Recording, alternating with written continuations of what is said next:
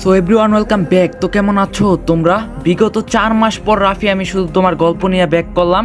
এই 4টা মাস তোমাদের অনেক অপেক্ষা করাইছি। তো রাফি আমি শুধু তোমার পার্ট 20 নিয়ে এসে পড়ছি। তো গল্পটা আমি একটু আগের থেকে শুরু করতেছি যাতে তোমরা বুঝতে পারো। তো বেশি কথা না কয়ে শুরু করা যাক। ছেলেটি মেঘলাকে নিয়ে গাড়িতে বসিয়ে দিল। মেঘলা এবার ছটফট করছে। ছেলেটি বলো উফ, শুরু করে দিলে? আচ্ছা খুলে দিচ্ছি, কি বলবে বলো। ছেলেটি মেঘলাকে সিট বেল্ট পরিয়ে দিয়ে মুখ খুলে দিল, তবে হাত বাঁধা। তখন মেঘলা বলল আমাকে কোথায় নিয়ে যাচ্ছেন? সারণ বলছে আমি কিন্তু চেঁচাবো।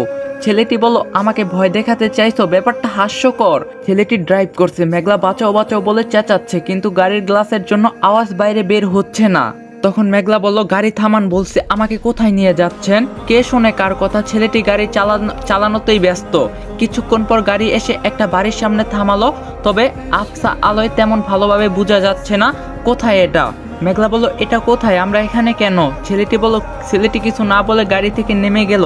মেঘলা বলল আমি বোকার মতো এসব কি করছি? এতক্ষণে না চেঁচিয়ে কোন রাস্তা দিয়ে এখানে আসলাম সেটা দেখলে তো এই মুখোশধারীকে সেটা বুঝতে পারতাম। আমি জানি সে যেই হোক আমার খুব পরিচিত। এমন কোনো না কোনো চিহ্ন তো অবশ্যই থাকবে যা দেখে আমি চিনতে পারবো কে সে। আচ্ছা এখনো সময় আছে, যাওয়ার সময় দেখবো কোন রাস্তা দিয়ে এসেছি। আচ্ছা এই গাড়িটা কার? আমাদের বাসার কারণ না তো? তবে কি নীরবের? আজ নীরবের কথাগুলো শোনার পর ওকেও আর বিশ্বাস করতে পারছি না। মেঘলা যখন এসব ভাবছে, ছেলেটা ততক্ষণে নেমে গিয়েছে। মেঘলা চারপাশটা ভালো করে দেখছে। তখন মেঘলা মনে মনে বলল না, জায়গাটা তো আমি চিনি না, আশেপাশে কোনো বাড়ি ঘরও নেই, কেমন ভুতুরে অন্ধকার। এই ছেলেটা কি আমাকে মেরে ফেলার জন্য এখানে নিয়ে এসেছে? আমার ধ্যান ভাঙলো ছেলেটার কাছ থেকে চিরকুট পেয়ে। চিরকুটে লেখা, হ্যাঁ মেরে ফেলার জন্যই নিয়ে এসেছি। এখন কি নিজের পায়ে হেঁটে ভিতরে যাবে নাকি টানতে টানতে নিয়ে যেতে হবে? চিরকুটটা হাতে নিয়ে অবাক না হয়ে পারলাম না, কারণ এসব তো আমি মনে মনে ভাবছিলাম। ভিলেনটা কি করে জানলো যে আমি এসব ভাবছি? আমি কিছু বলার আগে ছেলেটা একটানে আমাকে কোলে নিয়ে নিল। ওফ, আমার হাত বাঁধা, তাই জোর করতে পারছি না।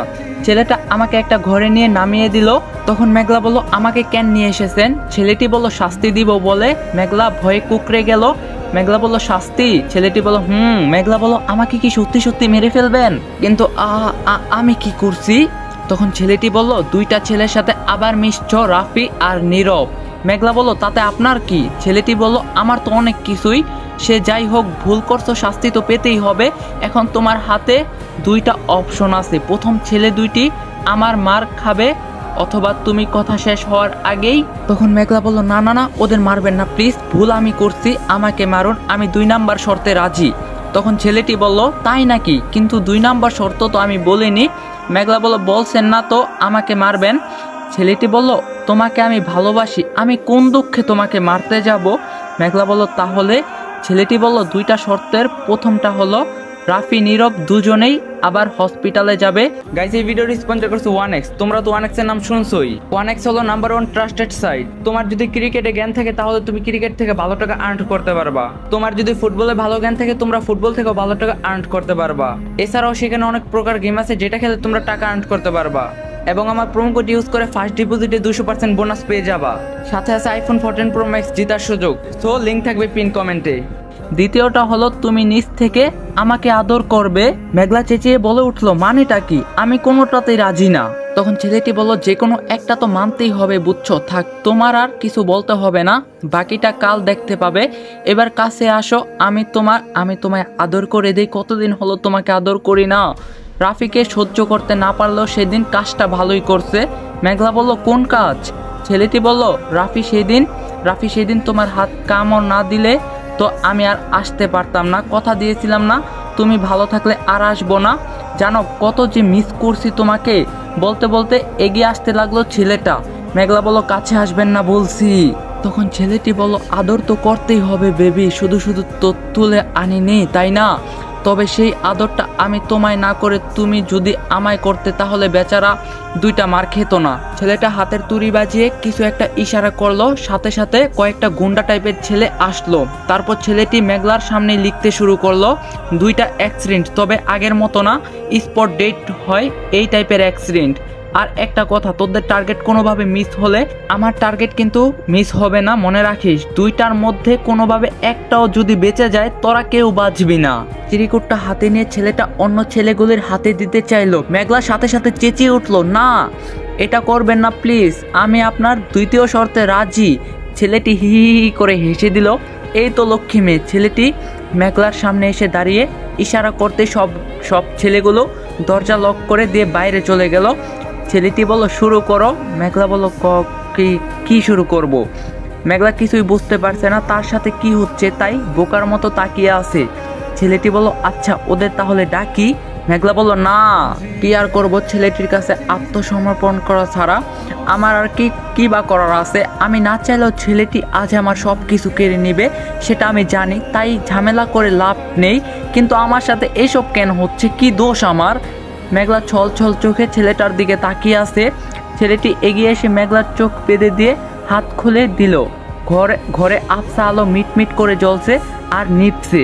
ছেলেটি এবার নিচ থেকে এগিয়ে এসে মেঘলার চুলে মুখ ডুবিয়ে দিল। তারপর আস্তে আস্তে নিজের ঠোঁট মেঘলার ঠোঁটে মিশিয়ে দিল। মেঘলা কেঁদে ফেলছে, কিন্তু ছেলেটি থামছে না। মেঘলা মৃত লাশের মতো সব সহ্য করছে, কারণ তার আর কিছু করার নেই। ছেলেটি মেঘলার ঠোঁটের স্বাদ নিয়ে মেঘলার চুল ছড়িয়ে ঘাড়ে একটা চুমো এঁকে দিল। সাথে সাথে মেঘলা চমকে উঠল। এবার মেঘলা নিজের হাত দুটি এগিয়ে দিয়ে ছেলেটির মুখের শরীরের কয়েকবার হাত বুলালো। তারপর নিচ থেকে ছেলেটিকে টেনে এনে ছেলেটির ঠোঁট মিশিয়ে দিল। প্রথমে ছেলেটি অবাক হলেও পরে বুঝতে পারলো মেঘলা চুমু খাওয়ার উদ্দেশ্য। চুমু খাচ্ছে না, কিছু চেক করার চেষ্টা করছে। মেঘলা কিছুক্ষণ ঠোঁট চালিয়ে একটানে নিজের চোখের পট্টি খুলে ফেলতে চাইলো, কিন্তু বাধা টাইট হওয়ার একটানে পারলো না। ছেলেটি সেই সুযোগে তাড়াহুড়ো করে বেরিয়ে গেল। মেঘলা ততক্ষণে চোখের কাপড় খুলে ফেলছে, কিন্তু ঘর অন্ধকার থাকায় মেঘলা ঠিকভাবে দেখতে পেল না। মেঘলা বলল, কোথায় যাচ্ছেন? আসুন, আমি আপনাকে আদর করতে রাজি আছি, চাইলে একটা বাচ্চাও নিতে রাজি, আসুন বলছি। ছেলেটি দরজা লক করে চলে গেল।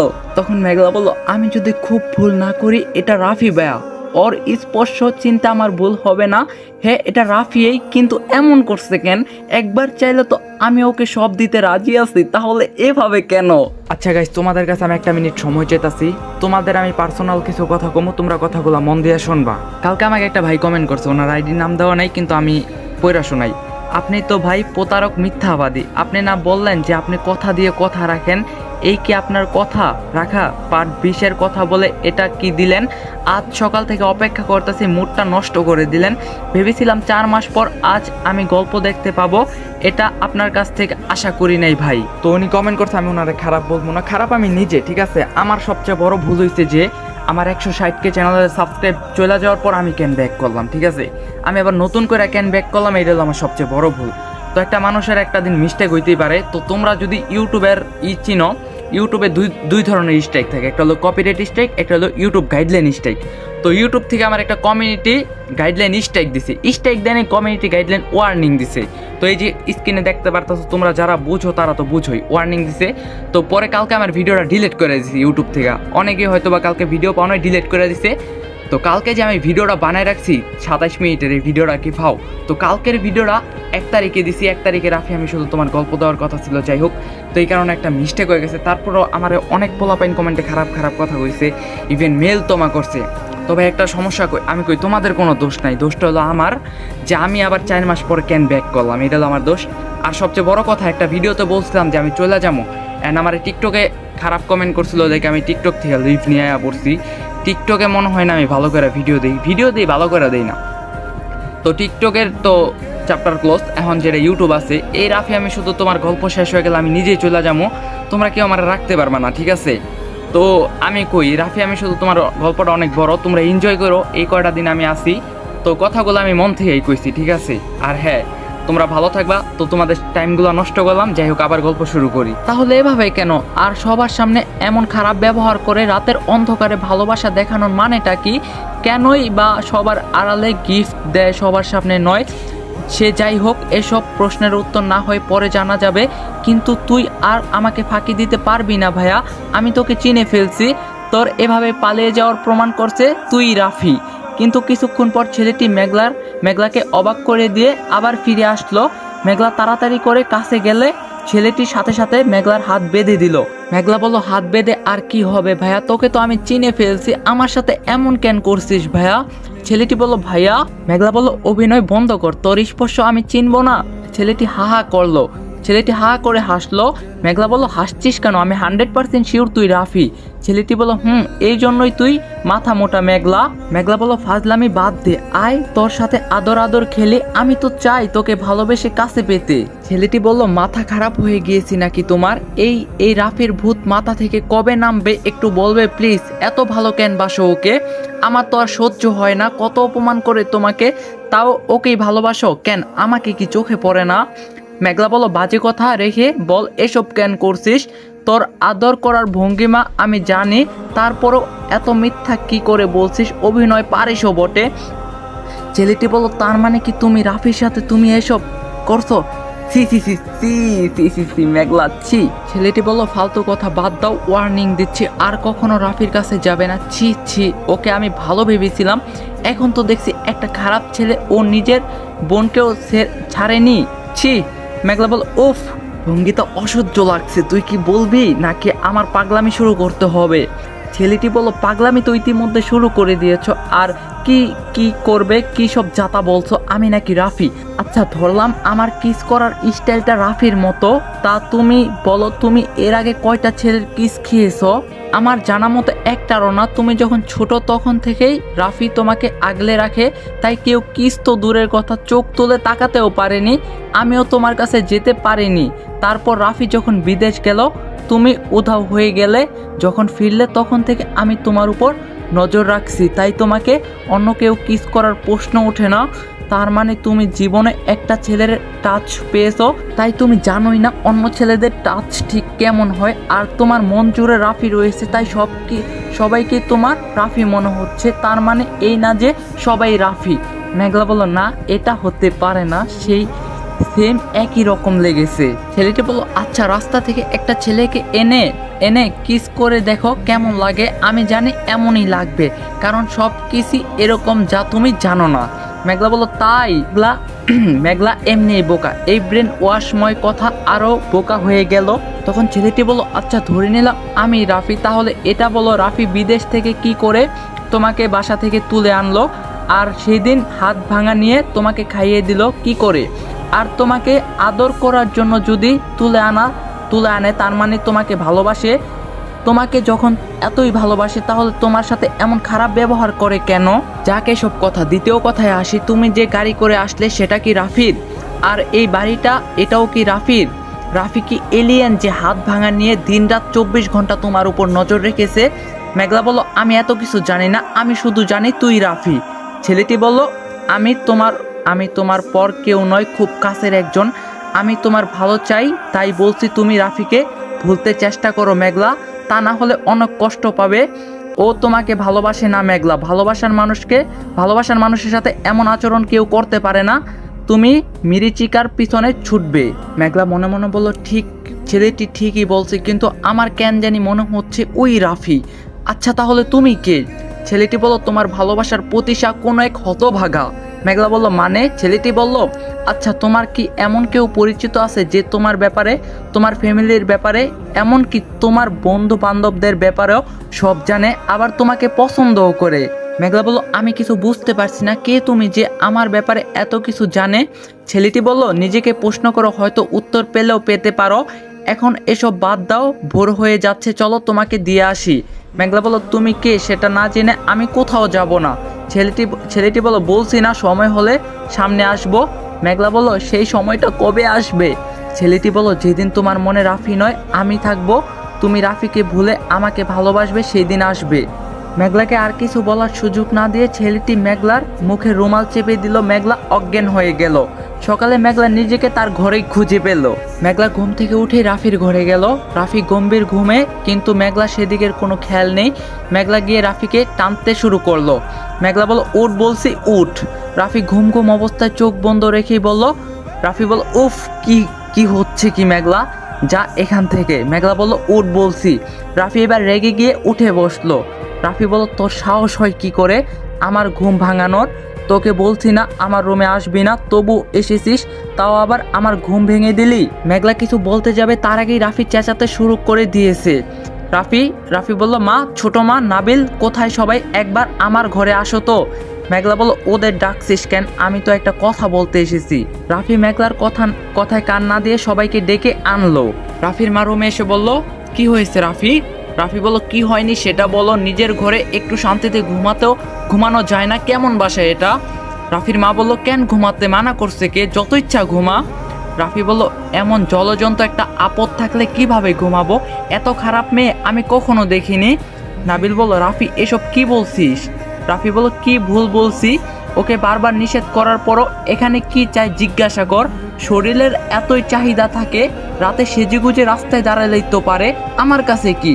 মেঘলা এতক্ষণে কেঁদে ফেলছে। রাফির কথাগুলো আর সহ্য হলো না, তাই চলে গেল। কিন্তু তাতেও শান্তি পেল না। রাফির ঘর থেকে বের হতেই নীলিমার সাথে দেখা। নীলিমা বলল, তোমার কি লজ্জা নেই? মেঘলা কোনো উত্তর দিল না। নীলিমা বলল, রাফি এত অপমান করে তাও ওর কাছে যাও, আমাকে এভাবে একবার বললে সারা জীবন আর ওর মুখ দেখতাম না, তোমার কি কোনো আত্মসম্মান নেই? তখন মেঘলা বলল, রাফি আমাকে ভালোবাসে, খুব ভালোবাসে, তাই ওর অপমান আমার গায়ে লাগে না। নীলিমা বলল, লাইক সিরিয়াসলি রাফি তোমাকে ভালোবাসে? তা কি দেখে তোমার এটা মনে হলো? মেঘলা বলল, সেটা দেখার মতো চোখ তোমার নেই, আদর যে করে অপমান করার যোগ্যতাও সে রাখে, আশা করি বুঝাতে পেরেছি। নীলিমা বলল, রাফি তোমায় নয় আমায় ভালোবাসে। মেঘলা বলল, রাফির কুসুম চিন্তা ভাবনা করা বাদ দাও, আমি জানি ভাইয়া কখনোই তোমাকে বিয়ে করবে না, ও শুধু আমাকে ভালোবাসে। কথাগুলো বলেই মেঘলা চলে গেল। কিছুক্ষণ পর মেঘলা নিচে কাজ করছিল আর সবাই বসে ছিল, তখন রাফি আসলো। রুবিনা বেগম বলল, রাফি আয় বস, তোর কথা হচ্ছিল। রাফি বলল, আমার কি কথা? রুবিনা বেগম বলল, তুই তো তোর কোম্পানির উদ্বোধন করতে যাচ্ছিস, তা পার্টি দিবি না? রাফি বলল, আমার কোম্পানি আরো 2 বছর আগে লঞ্চ হয়েছে মা, তখন আমি ছিলাম না, এখন এসেছি। এটা শুধু নতুন এক্সপার্ট ইম্পোর্টের বিজনেস, যে কোনো দেশ থেকেই অপারেট করা যায়, তাই আসার প্রয়োজন হয়নি। আগে মেন অব দি ইউকেতে ছিলাম, তখন এখানে হবে। এই তো আর কিছু না, তার জন্য পার্টির কি দরকার? রুবিনা বেগম বলল, সে যাই হোক, তুই সাকসেস হয়ে দেশে ফিরেছিস, তার একটা পার্টি আমি দিবই। রাফি বলল, তুমি চাইলে দিতে পারো, তাতে আমার কি বলার আছে? বলে রাফি বাইরে চলে গেল। নীলিমা বলল, থ্যাংক ইউ খালামণি। রুবিনা বেগম ফিস করে বলল, চিন্তা করিস না, এই গেট টুগেদার এই আমি তোর আর রাফির বিয়ের অ্যানাউন্সমেন্ট করে দিব। বাড়িতে সাত রব সবাই খুব খুশি, বাড়িতে সব আত্মীয়রা আসতে শুরু করছে।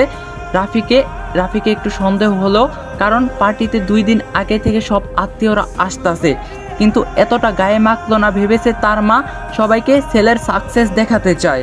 মেঘলাও খুব খুশি, সবার সাথে বেশ মজা করছে, কারণ সে সহ বাড়ির কেউ এই জানে না এই পার্টি কিসের জন্য হচ্ছে। পার্টির আর 1 দিন বাকি, বাড়ি ভর্তি আত্মীয় স্বজন। মেঘলা এদিক দিয়ে যাচ্ছিল, হঠাৎ দেখলো নিচে সবাই বসে আছে আর একজন অনেক কাপড় চোপড় নিয়ে এসেছে। মেঘলা যখন নিচে যেতে চাইলো, তখনই নীলিমা এসে মেঘলার হাত ধরলো। মেঘলা বলল, নিচে কি হচ্ছে আপু? নীলিমা বলল, পার্টির জন্য সবার শপিং হচ্ছে। মেঘলা বলল, ও আচ্ছা। নীলিমা বলল, তুমিও একটা ড্রেস নিবে নাকি? মেঘলা বলল, না, আমার ড্রেস আছে তো। নীলিমা বলল, আচ্ছা। মেঘলা, একটা গেম খেলবে? মেঘলা বলল, কি গেম? নীলিমা বলল, চলো আজ প্রমাণ হয়ে যাক রাফি তোমায় ভালোবাসে নাকি আমাকে। মেঘলা বলল, মানে? নীলিমা বলল, সেদিন তো খুব বড় মুখ করে বললে রাফি নাকি তোমায় ভালোবাসে। মেঘলা বলল, বাসিই তো। নীলিমা বলল, ঠিক আছে, চলো তাহলে আজ তুমি আর আমি সেম ড্রেস পছন্দ করব, তারপর দেখবো রাফি কাকে কিনে দেয়। যদি তোমায় দেয় বুঝবো তোমায় ভালোবাসে। মেঘলা বলল, এটা কেমন চ্যালেঞ্জ? নীলিমা বলল, ভয় পাচ্ছ নাকি? আরে, যে যাকে ভালোবাসে তার পছন্দের জিনিস নিশ্চয়ই অন্য কাউকে দিয়ে দিবে না। আর যদি চ্যালেঞ্জ নিতে না পারো তাহলে মেনে নাও রাফি তোমায় না আমায় ভালোবাসে। যদিও মেঘলা এসব চ্যালেঞ্জ নিতে রাজি ছিল না, কিন্তু নীলিমার চাপে পড়ে রাজি হলো। তারপর 2 জন মিলে একটা ড্রেস পছন্দ করলো। মেঘলা বলল, এটা আমি নিব। সাথে সাথে নীলিমাও একই ড্রেস ধরে বলল, না, এটা আমি নিব। 2 জন মিলে টানাটানি শুরু করে দিয়েছে। তখন নেহা বলল, আহ, তোরা এসব কি করছিস? বাচ্চাদের মতো অনেক তো ড্রেস আছে, একজন এটা নে আরেকজন অন্যটা নে। মেঘলা বলল, আমি এটাই নেব। রুবিনা বেগম রেগে গিয়ে বলল, এটা নীলিমা পছন্দ করছে, তাই এটা নীলিমা নেবে। মেঘলা বলল, না, আমি দিব না বলে ড্রেসটা নিজের দখলে নিয়ে নিল। নীলিমা বলল, মেঘলা, জামাটা দাও বলছি, আমার এটা চাই। মিলি বলল, উফ মেঘলা দিয়ে দে না। নাবিলের মা দেখলো মেঘলার উপর সবাই খেপে যাচ্ছে। মেঘলার কাছে এসে বলল, এমন করে না মা, দেখ বড় মা রাগ করে, নীলিমা আমাদের গেস্ট না, এটা দিয়ে দে, আমরা বাইরে গিয়ে আরো ভালো ড্রেস নিয়ে আসবো কেমন। মেঘলা বলল, না না না, এটা আমার চাই। চেঁচামেচি শুনে রাফি আর নাবিল দুজনেই সেখানে আসলো। রাফি বলল, কি হয়েছে, এত চেঁচামেচি কিসের? তখন নেহা বলল, দেখ না, নীলিমা একটা ড্রেস পছন্দ করছে, মেঘলা বলছে ওটা নাকি মেঘলা নিবে। তখন মেঘলা বলল, মিথ্যা কেন বলছো, আমি আগে নিয়েছি তাই এটা আমার। রাফি বলল, আগে নিয়েছিস তো কি হয়েছে? মেঘলা বলল, আমার পছন্দ হয়েছে, আমি নিব। রাফি বলল, এটাকে পছন্দ বলে না, জেদ বলে, সবাই চাচ্ছে নীলিমা নিক, তাহলে দিয়ে দে, একটা ড্রেস না নিলে কি এমন হবে? তখন মেঘলা বলল, আমি দিব না। রাফি বলল, বাচ্চাদের মতো এসব কি করছিস মেঘলা? তখন মেঘলা বলছি না আমি দিব না। রুবিনা বেগম বলল, মেঘলা বাড়াবাড়ি করছিস, ওটা নীলিমা নিবে। রাফি বলল, দিয়ে দে মেঘলা। মেঘলা প্রায় কেঁদে ফেলছে দেখে রাফি খেপে গেল। রাফি বলল, তুই কি এখনো ছোট আছিস? যত সব, তুই কখনো কাউকে কিছুর ভাগ দিতে চাস না, একদম একরোখো, স্যাক্রিফাইস করতে শিখসনি, এগুলো একদম ঠিক না। মেঘলা বলল, সবাই শুধু আমাকে দিতে বলছে, কেউ তো একবারও বলছে না মেঘলা নিক, নীলিমা আপু অন্যটা নিক। আমি কারো কথা শুনবো না, এটা আমি নিব। রাফি বলল, টাকা আছে তোর, নিতে পারবি, ড্রেসটা কিনতে পারবি, সেই তো কারো দয়া ভিক্ষা করতে হবে, তাও এত বড় বড় কথা কি করে বলছিস? মেঘলা বলল, আমি এটা নেই প্লিজ রাফি ভাইয়া, তুমি এটা আমাকে কিনে দে, কথা দিচ্ছি আর কখনো কিছু চাইবো না। রাফি মেঘলার কথা না শুনেই মেঘলাকে একটা থাপ্পড় মারলো। তখন রাফি বলল, আমার কথার উপর কথা বলার সাহস হয় কি করে তোর, ফকিন্নি কোথাকার। মেঘলা এক হাত গালে ধরে আছে, অন্য হাতে ড্রেসটা। রাফি মেঘলার কাছ থেকে ড্রেসটা কেড়ে নিয়ে নীলিমাকে দিয়ে দিল। গাইস, দীর্ঘ 4 মাস পর রাফি আমি শুধু তোমার গল্প দিলাম। তো আজকের পার্টটা এখানেই শেষ। আর ভিডিও লাইক টার্গেট 2K, যদি 1 ডে 2K লাইক কমপ্লিট করতে পারো, কালকেই পার্ট 21 পাইবা। আর হ্যাঁ, ভিডিওর ভিউজ টার্গেট কিন্তু 20K, তোমরা মাথায় রেখো এটা। তো ভিডিওটা বেশি বেশি শেয়ার করে দিবা, লাইক কমেন্ট শেয়ার করতে ভুলবা না, চ্যানেল কিন্তু সাবস্ক্রাইব করবাই মাস্ট। তো দেখা হইতেছে পার্ট 21। সবাই ভালো থাকো, সুস্থ থাকো, আল্লাহ হাফেজ।